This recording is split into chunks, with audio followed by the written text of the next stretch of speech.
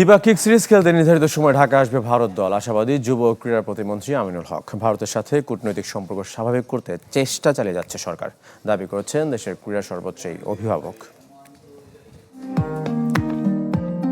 বাংলাদেশ ক্রিকেটের এখন সবচেয়ে বড় অপেক্ষা ভারত সিরিজ। সেই অপেক্ষার অবসান ঘটাতে মাঠের বাইরেও তৎপরতা চলছে সমান তালে। ক্রীড়া কূটনীতির অংশ হিসাবে ভারতীয় হাইকমিশনের সঙ্গে আলোচনা করেছেন যুব ও ক্রীড়া প্রতিমন্ত্রী আমিনুল হক। সরকারের আশা, অতীতের তিক্ততা ভুলে নির্ধারিত সূচি অনুযায়ী সেপ্টেম্বরে বাংলাদেশ সফরে আসবে ভারত। আমরা দৃঢ়ভাবে বিশ্বাস করি, ইতিমধ্যে আমি নিজেই আমাদের যে ইন্ডিয়ান অ্যাম্বাসিতে আমি কথা বলেছি, তারাও আমাদের সাথে কথা বলেছে।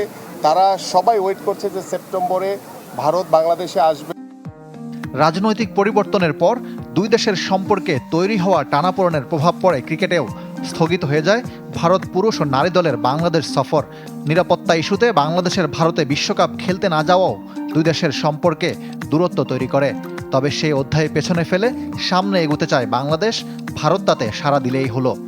আমরা ওয়াইফাই ছাড়াই ধূপধাপ আপলোড করি, কারণ আমাদের কাছে বেশি জিবি আছে। বেশি জিবি জিতবেন মাইজিপি অ্যাপে। বিগত সময় যে ছোট্ট একটি যে ঘটনাকে কেন্দ্র করে যেই একটি টানাপোড়েন হয়েছিল, আমি মনে করি সেটাকে কাটিয়ে উঠে ইনশাল্লাহ আমরা সুন্দরভাবে পার্শ্ববর্তী সকল দেশের সাথেই আমাদের যে স্পোর্টস ডিপ্লোমেসি, আমাদের যে যোগাযোগ চলাচল সবকিছুই খুব স্বাভাবিকভাবেই সেটা চলমান থাকবে ইনশাল্লাহ।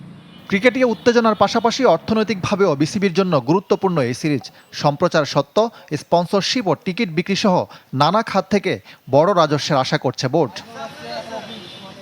ইকরাম হুসাইন, চ্যানেল 24, ঢাকা।